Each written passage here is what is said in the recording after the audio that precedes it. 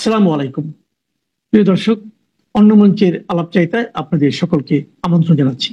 মবের তাণ্ডবকে সরকার প্রশ্রয় দেয়, বিপাকে পড়েছে পুলিশ। একদিকে সরকারি হুকুম তালিম করতে গিয়ে পুলিশকে জেলে পুরতে হচ্ছে মবের শিকার হওয়া ব্যক্তিকে, আবার সামাজিক মাধ্যমে সমালোচিত হয়ে পুলিশের উপরে চোটপাট দেখাচ্ছে সরকার উপরমহল। ধানমন্ডি ৩২ নম্বরে শ্রমজীবী এক রিকশা চালকের কাছে ধরাশয়ী হয়েছে নোবেল বিজয়ী প্রফেসর ইউনূসের সরকার। পুরো পরিস্থিতি লেজে গোবরে করে সরকার এখন দোষ চাপাচ্ছে পুলিশের উপর, তলব করেছে কৈফিয়ত। অন্যদিকে সন্ত্রাসীরা পুলিশের উপর আক্রমণ করলেও পুলিশকে এখন দর্শকের ভূমিকা পালন করতে হচ্ছে। সন্ত্রাসীদের একের পর এক আক্রমণের শিকার হতে হচ্ছে পুলিশকে। এমন পরিস্থিতিতে পুলিশের সামনে কেউ অস্ত্র বের করলে আত্মরক্ষার্থে বাহিনীর সদস্যদের গুলি করার নির্দেশ দিয়েছে চট্টগ্রাম মেট্রোপলিটন পুলিশ কমিশনার। পুলিশের মাঠ পর্যায় থেকে সরকারকে জানিয়ে দেওয়া হয়েছে, এভাবে মব সন্ত্রাসের প্রতি সরকারি পৃষ্ঠপোষকতা চলতে থাকলে পুলিশের পক্ষে কাজ করা সম্ভব নয়। সরকারি সিদ্ধান্ত মানা কঠিন হয়ে যাওয়ায় ঢাকা শহরে আর চাকরি করতে চায় না পুলিশ সদস্যরা। এজন্য ঢাকা থেকে বদলি হওয়ার আবেদনের হিড়িক পড়েছে পুলিশ সদর দপ্তরে। বিস্তারিত জানতে চলুন যাওয়া যাক বিশ্লেষণে। কথায় আছে, একটি ঘোড়াকে জোর করে পানিতে ফেলা যায়, কিন্তু জোর করে পানি পান করানো যায় না। মানুষের ধর্মীয় বিশ্বাসের পরবর্তী বিশ্বাসের নাম রাজনৈতিক বিশ্বাস। যত জুলুম নির্যাতন করা হয়, এই বিশ্বাস আরো মজবুত হয়। তা আরো একবার প্রমাণিত হলো বঙ্গবন্ধু শেখ মুজিবুর রহমানকে সপরিবারে হত্যার শোকাবহ দিন 15ই আগস্টকে ঘিরে। সরকারি বুলডোজার দিয়ে বাড়িটি গুড়িয়ে দিয়েও সরকারের মধ্যে 15ই আগস্ট নিয়ে আতঙ্ক ছিল, সেটি পরিষ্কারও করেছিল প্রধান উপদেষ্টার প্রেস সচিব। পুলিশকে যে ব্যবস্থা নেওয়ার কথা বলেছিল তাও পরিষ্কার হয়েছিল ডিএমপি কমিশনারের কণ্ঠে। দুজনেই বলেছিলেন 15ই আগস্ট কেউ ধানমন্ডিতে বা অন্য কোথাও কর্মসূচি পালন করলে আইনি ব্যবস্থা নেওয়া হবে। সে অনুযায়ী 14ই আগস্ট থেকে 32 নম্বরের সামনে পুলিশের সাজ রব ছিল, যদিও বিএনপির জন্য 32 ছিল খোলা, যাতে তারা মবের রাজত্ব কায়েম করতে পারে। কিন্তু ওই যে প্রবাদ আছে, ঘোড়াকে জোর করে পানিতে ফেলা যায় কিন্তু জোর করে পানি পান করানো যায় না, তেমনি 32-এ গেলে মবের শিকার হতে পারে, চলতে পারে নির্যাতন। তা জানার পরও সাধারণ মানুষ গিয়েছিলেন শ্রদ্ধা জানাতে।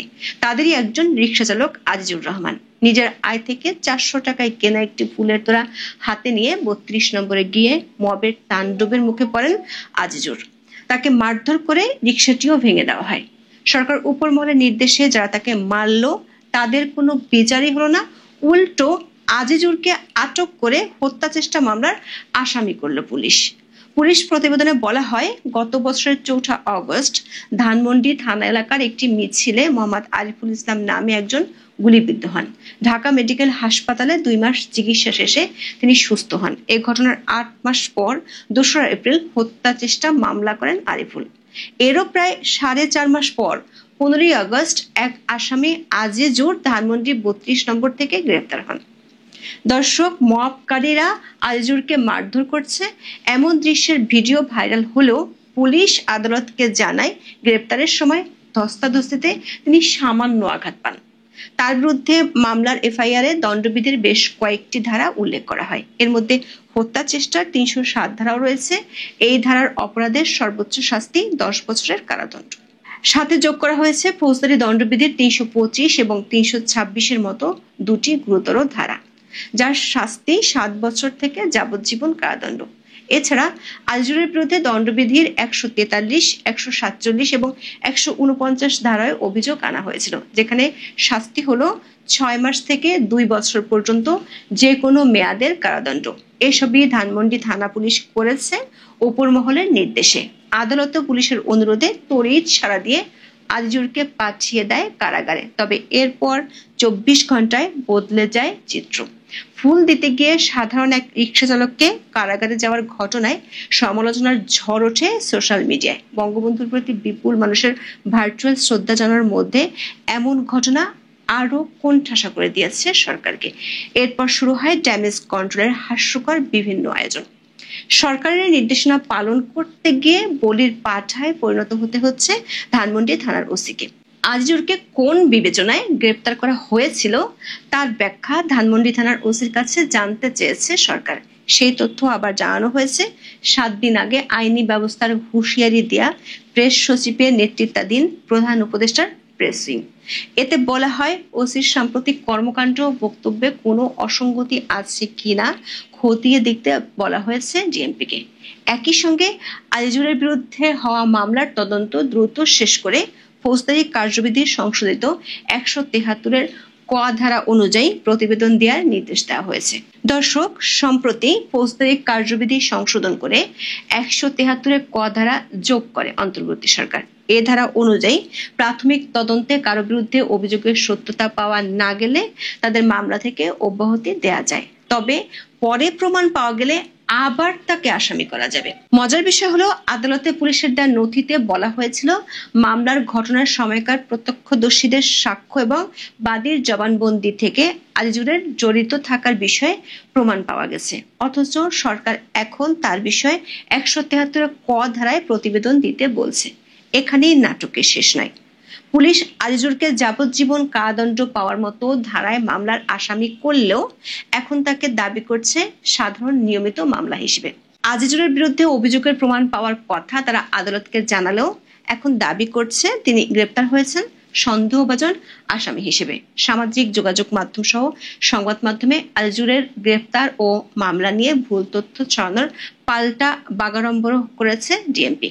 তাদের বিবৃতিতে বলা হয়, আজিজুরকে যে মামলায় আসামি হিসেবে আদালতে পাঠানো হয়েছে তা পেনাল কোডের একটি নিয়মিত মামলা, কিন্তু অনেকেই বিষয়টিকে হত্যা মামলা হিসেবে প্রচার করছেন। দর্শক, ইতিমধ্যে আমরা আজিজুরের মামলার ধারাগুলো উল্লেখ করেছি, সেখান থেকে পরিষ্কার একটি হত্যা চেষ্টার মতো মামলার গণ আসামি হিসেবে আজিজুরকে গ্রেপ্তার করে পুলিশ। তার উপর মবের তাণ্ডবকেও অস্বীকার করেছে পুলিশ। যেখানে আজিজুর মবকারীদের বিরুদ্ধে হত্যা চেষ্টা মামলা করতে পারেন, সেখানে পুলিশ উল্টো তাকেই করেছে হত্যা চেষ্টা মামলার আসামি। এখন ফাঁদে পড়ে তারা নতুন স্ক্রিপ্ট সাজানোর চেষ্টা করছে। পুলিশের কাঁধে বন্দুক রেখে সরকারও এখন কেবল নিজেদের রক্ষার পথ খুঁজছে। কিন্তু সরকারের এমন কাণ্ডে পুলিশের মাঠ পর্যায়ে ব্যাপক অসন্তোষ দেখা দিয়েছে। পুলিশ কর্মকর্তাদের দাবি, সরকার পুলিশকে রাজনৈতিক পাগলা ঘোড়া হিসেবে ব্যবহার করছে, কিন্তু যখন সমালোচনার শিকার হচ্ছে তখন পুলিশকে ভিলেন বানানো হচ্ছে। এই নাটক বন্ধ না করলে পুলিশের পক্ষে কাজ করা অসম্ভব হয়ে পড়েছে। আসার কথা হলো, সরকার এবং পুলিশের বিপাকের মধ্যে সদয় হয়েছে আদালত, কিন্তু তারপরও কিছু প্রশ্ন থেকেই গেল। একদিন আগে যে আজিজুরকে হত্যা চেষ্টা মামলায় কারাগারে পাঠিয়েছিল আদালত, ঠিক একদিন পর নতুন কোন নির্দেশনা পাওয়ার পর তাকে জামিন দেয়া হলো? বাংলাদেশে কি এরকম মিথ্যা মামলা হতেই থাকবে, এমনকি হত্যা মামলাও? এদিকে মবকে সরকার প্রশ্রয় দেয়, প্রায় পুলিশকে ঘটনাস্থলে মার খেতে হচ্ছে। গত মে থেকে জুলাই পর্যন্ত 3 মাসে পুলিশের উপর 145টি মবের ঘটনা ঘটেছে। অধ্যাপক ইউনূসের শাসনামলে পুলিশের উপর হামলার ঘটনা ব্যাপকভাবে বেড়েছে। সরকার সন্ত্রাসীদের দমনের জন্য পুলিশের হাতে শুধু লাঠি আর রাবার বুলেট দিয়ে কাজ সারতে চায়। এমন পরিস্থিতিতে সন্ত্রাসীরা পুলিশের উপর হামলা চালায়। পুলিশ আর সরকার এমন নির্দেশ মেনে কাজ করতে চায় না। গত 12 আগস্ট ওয়াকিটকি বার্তার মাধ্যমে সিএমপি কমিশনার হাসিফ আজিজ সকল পুলিশ সদস্যকে অস্ত্রধারীদের দেখা মাত্র গুলি করার নির্দেশ দেন। সিএমপি কমিশনার ওই ওয়ারলেস বার্তায় বলেছিলেন, শুধু রাবার বুলেট দিয়ে কাজ হচ্ছে না, বন্দরে এক এসআই গুরুতর আহত হয়েছেন, আর এক ইঞ্চি এদিক সেদিক হলে বড় ধরনের দুর্ঘটনা ঘটত। বন্দর থানার সাব ইন্সপেক্টর যে পরিস্থিতির শিকার হয়েছেন, ওই পরিস্থিতিতে কেউ পড়লে কোনো অবস্থাতেই প্রজেক্টাইল লাশ ছাড়া কেউ ফিরে আসবে না। সেজন্য তিনি নির্দেশ দেন, পুলিশের কোনো টহল পার্টির সামনে কেউ অস্ত্র বের করা মাত্র গুলি করা হবে। দণ্ডবিধির 96 থেকে 106 ধারা অনুযায়ী সব পুলিশ অফিসার আত্মরক্ষার অধিকার রাখেন। আক্রমণ হওয়ার আগে অস্ত্র বের করার মুহূর্তে গুলি করবে, হয় মাথায়, নয়তো বুকে, নয়তো পিঠে করবে। সরকারি গুলির সর্বোত্তম ব্যবহার নিশ্চিত করতে হবে। সিএমপি কমিশনার এমন বার্তা মাঠ পর্যায়ের পুলিশ প্রশাসনেরও। পুলিশকে সরকার যেভাবে ননির পুতুল বানিয়ে রেখেছে, এভাবে তারা কাজ করতে চায় না। আবার সরকারের রাজনৈতিক ঢাল হিসেবে ব্যবহারের চিরাচরিত পথ থেকেও এই বাহিনীর সদস্যরা বের হতে চায়। মব সন্ত্রাসকে প্রশ্রয় দেওয়া এবং পুলিশকে নিজের ইচ্ছে মতো ব্যবহারের কারণে বেশিরভাগ পুলিশ সদস্য ঢাকায় আর কাজ করতে চায় না। একসময় ঢাকা মহানগর পুলিশের পদায়নকে গর্বের মনে করতেন পুলিশ সদস্যরা, তাই ডিএমপিতে বদলি হতে চেষ্টা, তদবির, চিঠি, সুপারিশের অন্ত ছিল না। অথচ এখন ডিএমপিতে কর্মরত পুলিশের অনেক অধস্তন সদস্য ঢাকার বাইরে বদলি হতে চাইছেন। পুলিশ সদর দপ্তরে ডিএমপি থেকে ঢাকার বাইরে বদলি চেয়ে 7,500-এর বেশি আবেদন জমা পড়েছে। আবেদনের এই হিড়িক পুলিশ সদর দপ্তরে এই মুহূর্তে কনস্টেবল, এএসআই, এসআইদের বদলির সব আবেদন বাতিলের সিদ্ধান্ত নিয়েছে। ডিএমপি থেকে কাউকে সরানো যাবে না বলে সব বিভাগকে নির্দেশনা দেওয়া হয়েছে। এরপরও চেষ্টা, তদবির থামছে না। পুলিশের এমন বার্তায় বিপাকে পড়েছে অধ্যাপক ইউনূস সরকারের উপর মহল। রিকশা চালক আলজুর কাণ্ডের দায় পুলিশের উপর চাপাতে চেয়েছিল সরকার, কিন্তু পুলিশ এমন দায়ভার আর নিতে চায় না। সব মিলে নিরীহ এক রিকশা চালককে গ্রেপ্তারের ঘটনা গলার কাটা হয়ে দাঁড়িয়েছে ডক্টর ইউনূসের অন্তর্বর্তী সরকারের জন্য। বছর ধরে মানবাধিকারের চরম লঙ্ঘনের মধ্যে এ ঘটনা তৈরি করেছে নতুন মাত্রা, সাথে যোগ হয়েছে মাঠ পর্যায়ের পুলিশের পুলিশ রূপে ফিরে যাওয়ার ইঙ্গিত। এখন আসসালামু আলাইকুম। সেনাপ্রধান জেনারেল ওয়াকারুজ্জামান ক্যান্টনমেন্টে সেনা সদস্যদের উদ্দেশ্যে মঙ্গলবার সকালে বক্তব্য দিয়েছেন এবং এটি নিয়মিত বৈঠক। অনেকেই বেশ আগ্রহের সঙ্গে, গুরুত্বের সঙ্গে সজাগ দৃষ্টি রাখছিলেন যে সেনাপ্রধান কি বলেন। তবে সেনাপ্রধানের বক্তব্য অন্তত এই বৈঠকে তো অবশ্যই অ্যাজ ইউজুয়াল বা ফর্মাল থাকার কথা, খুব স্বাভাবিক, যেখানে সব পর্যায়ের কর্মকর্তারা উপস্থিত রয়েছেন। ঢাকা সেনানিবাসের বাইরে দেশের বিভিন্ন ক্যান্টনমেন্ট থেকে উচ্চ পর্যায়ের সেনা কর্মকর্তারা বা মধ্যম সারির কর্মকর্তারা তারা সবাই ভার্চুয়ালি যুক্ত হয়েছেন। সেখানে কিছু কথা অবশ্যই থাকবে যেগুলো সেনা সদস্যদের কাছে গুরুত্বপূর্ণ মনে হতে পারে, কিন্তু যারা একটু বিশেষ দৃষ্টির সাথে এই বৈঠকের দিকে তাকিয়েছিলেন এমন কথা তো নিশ্চয়ই সেনাপ্রধানের মুখ থেকে বের হবে না, তাই না?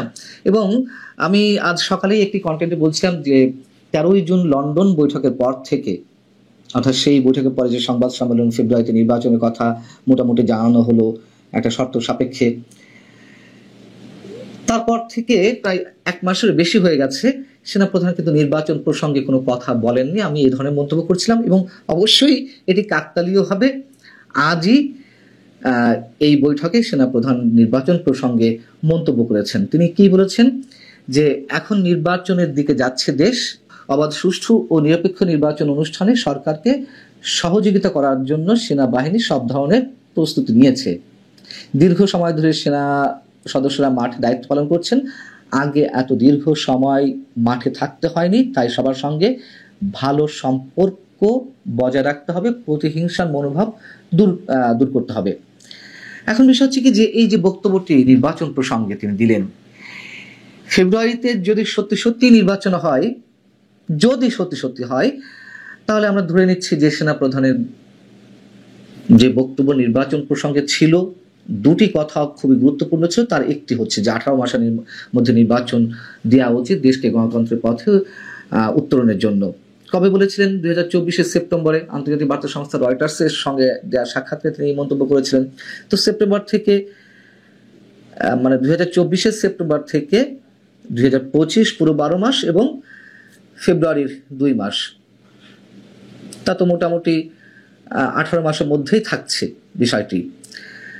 তো একটা বিষয় থাকছে, আর একটা বিষয় তিনি সবসময় গুরুত্বের সঙ্গে বলেছেন, রয়টার্সের সঙ্গেও সম্ভবত ওই ইন্টারভিউতে তিনি বলেছেন। আবার যে অফিসার্স অ্যাড্রেসে করিডোর এবং দেশের বন্দরগুলো নিয়ে তিনি বেশ উচ্চকণ্ঠে বক্তব্য রাখছিলেন, সেখানেও তিনি সম্ভবত বলেছেন যে নির্বাচন হতে হবে অংশগ্রহণমূলক। আমার যদি ভুল না হয়ে থাকে, অথবা বিডিআর যে ট্রাজেডি দিবস, সেই দিবস উপলক্ষে আয়োজিত অনুষ্ঠানে বলছিলেন।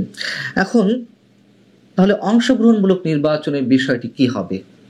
তার বক্তব্যে তো দুটো প্রধান পয়েন্ট ছিল। একটা হচ্ছে যেটি বললাম যে 18 মাসের মধ্যে নির্বাচন, সেটি ঠিক আছে, থাকছে। আর অংশগ্রহণমূলক নির্বাচন হলে কি আওয়ামী লীগকে নিয়ে নির্বাচন হবে নাকি আওয়ামী লীগ ছাড়াই নির্বাচন হবে? যদি আবারও বলি নির্বাচন হবে কিনা, এটি অনেকের মনে সন্দেহ, আর আমি মোটামুটি নিশ্চিত যে নির্বাচন হবে না। যাই হোক, অনেকবার বলেছে এই বিষয়। সবচেয়ে গুরুত্বপূর্ণ একটা বক্তব্য কিন্তু তিনি দিয়েছেন। তার বক্তব্যের মধ্যে দিয়ে আমরা একটা ক্লিয়ার মেসেজ পেতেও পারি, অনেকে এটি স্বাভাবিকভাবে ধরে নিতে পারেন তিনি বলছেন দেশের মানুষ এখন সেনা সদস্যদের দিকে তাকিয়ে আছেন। সেনা সদস্যদের উদ্দেশ্যে বলছেন, তোমরাই দেশের ভবিষ্যৎ, তাই দেশপ্রেমে উদ্বুদ্ধ হতে হবে এবং বাহিনীর চেইন অব কমান্ড অক্ষুণ্ণ রাখতে হবে। দুটো বিষয় এখানেও, সেটি হচ্ছে দেশের মানুষ সেনাবাহিনীর দিকে তাকিয়ে আছেন। চরম সত্য কথা, চরম সত্য কথা। এই মেসেজটা যে তিনি জানেন, জানারই কথা, না জানার কোনো কারণ নেই। তবে কোনো কোনো ক্ষেত্রে আমি এর আগে মন্তব্য করেছি, সেই মানুষেরা যারা তাকিয়ে আছেন সেনাবাহিনীর দিকে, তাদেরই একটা বড় অংশ এখন ক্ষুব্ধ প্রতিক্রিয়া ব্যক্ত করছেন বিভিন্ন কারণে। যেহেতু তিনি জানেন, এবং এটাও তিনি জানেন যে ক্ষুব্ধ প্রতিক্রিয়া এখন সেই মানুষরা কেন ব্যক্ত করছেন। আরেকটি হচ্ছে তিনি কমান্ডিং নিয়ে প্রশ্ন করেছেন। নানান ধরনের গুঞ্জন তো আছে সেনাবাহিনীর মধ্যে, হয়তো সংখ্যাই খুব কম, হয়তো দুই একজন, হয়তো একজনই নানান ধরনের তৎপরতা চালাচ্ছেন সেনাবাহিনীকে অস্থিতিশীল করতে, সেনাবাহিনীর উপরে মধ্যে বিশেষ একটি মানসিকতার সম্পন্ন গোষ্ঠীর তৎপরতা চালাতে। এ ধরনের গুঞ্জন তো আছে। সেই দিক থেকে তার এই যে বক্তব্যটি, বাহিনীর চেইন অব কমান্ড অক্ষুণ্ণ রাখতে হবে, খুবই সিগনিফিকেন্ট। এবং আমি তো প্রথমেই বললাম যে যেহেতু একটি ফরমাল বৈঠক, সব পর্যায়ের কর্মকর্তা রয়েছেন, তিনি নিশ্চয়ই এখানে সব ধরনের মন্তব্য করবেন না। এখন তিনি কি বলবেন যে আমি নির্বাচনের সহযোগিতা করব না? আমরা ধরে নিচ্ছি যে অবশ্যই সেনাবাহিনী সহযোগিতা করবে, কিন্তু যদি এই ধরনের কোনো মানসিকতা থেকে থাকে কারণ, তারা তো আর প্রকাশ্য বলবে না। আমি সেনাবাহিনীর কথা বা সেনা প্রধানের কথা একেবারে স্পেসিফিক করে বলছি না, কথা বলছি। যাই হোক, এখন একটি কথা বা তার আরেকটি মন্তব্য বিভিন্ন গণমাধ্যমে যেটি হেডলাইন হয়েছে, যেটি সব পত্রিকায় তাদের ইন্ট্রোতে এনেছে, সেটি হচ্ছে এই যে এনসিপির নেতারা বা এনসিপির মানসিকতার আরো বিভিন্ন ভুইফোর সংগঠনে জন্ম হয়েছে, তারা যে ক্যান্টনমেন্ট গুড়িয়ে দেওয়ার কথা বলছে, ডিজিএফআই উড়িয়ে দেওয়ার কথা বলছে, সেই জায়গাটি থেকেও তো নিশ্চয়ই সেনা প্রধান এবং অন্যান্য ঊর্ধ্বতন কর্মকর্তা সবকিছু জানেন, তাদেরই তো ভালো খোঁজখবর রাখার কথা। আমরা সবাই জানি, তারা জানবেন না এটা তো হতে পারে না। তো এই বক্তব্যগুলো নিয়ে তারা কতটা কনসার্ন, একজন কর্মকর্তা যখন তার দৃষ্টি আকর্ষণ করলেন, তিনি সম্ভবত সেই প্রসঙ্গে বলেছেন যে বাংলাদেশ সেনাবাহিনী ইস্যুতে নানা কটূক্তির জবাবে সেনাপ্রধান জেনারেল ওয়াকারুজ্জামান বলছেন, পত্রিকা যেভাবে এসেছে, এসব মন্তব্যে অখুশি হওয়ার কিছু নেই।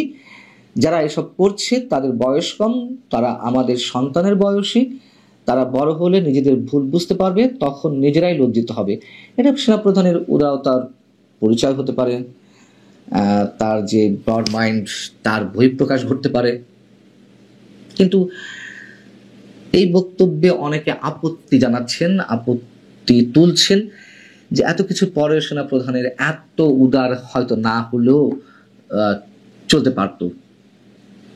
তার কারণ এই মন্তব্যগুলো, আমি যেমন আমার কথা বলি যে আমি বলছি না যে কেউ কোনো মন্তব্য করলে তার উপরে ঝাঁপিয়ে পড়তে হবে, কিন্তু টু মাচ, অনেক বেশি হয়ে যাচ্ছে। এবং অনেকের ধারণা সেনাবাহিনী এইগুলোর কোনোটির ন্যূনতম কোনো জবাব না দেওয়ার কারণে এগুলো আরো বাড়ছে। রাস্তার ন্যাংটো পোলাপানো এখন সেনাবাহিনী সম্পর্কে নানান ধরনের অশালীন বক্তব্য, নোংরা মন্তব্য তারা করেই যাচ্ছে, হুমকি ধামকি, হুঁশিয়ারি, অশ্লীল শব্দ প্রয়োগ। এগুলো সেনাপ্রধান যতই উদারতার পরিচয় দেন না কেন, তিনি তার জায়গা থেকে দিতেই পারেন, তার জায়গাটি এমনই যে উদারতার কথা তিনি বলবেন। কিন্তু আমাদের কাছে সত্যিই দৃষ্টিকটু লাগছে যেগুলো বরঞ্চ বাড়ছে, থামানো যাচ্ছে না। থামানোর তো একটি প্রক্রিয়া রাখতে হবে অন্তত। এবং সেনাবাহিনীর মতন একটি প্রতিষ্ঠান যদি খেলো বাহিনীতে পরিণত হয় বা কেউ করতে চায় এবং সেখানে কেউ সফল হয়ে থাকে, সেটা অবশ্যই আমাদের সার্বভৌমত্বের জন্য কিন্তু হুমকি নানান দিক থেকে। এটাও নিশ্চয়ই সেনাবাহিনী ভালো বোঝে। নিশ্চয়ই আমি এটুকু মনে করি যে এটি, আমি আবারও বলি, সেনাপ্রধান জেনারেল ওয়াকারুজ্জামান যেই পদবি হোল্ড করছেন তার জায়গা থেকে এটি প্রকাশ্যে এই ধরনের মন্তব্য আসতেই পারে। কিন্তু আমার মনে হয় না যে সেনাবাহিনী একেবারে চূড়ান্ত পর্যায় পর্যন্ত ধৈর্যের জায়গাটুকু ধরে রাখতে পারবে। সবচেয়ে বড় কথা, ধৈর্যের জায়গাটুকু ধরে রাখতে পারুক আর না পারুক, এটি আমাদের দেশের জন্যই হুমকি। আল্লাহ হাফিজ।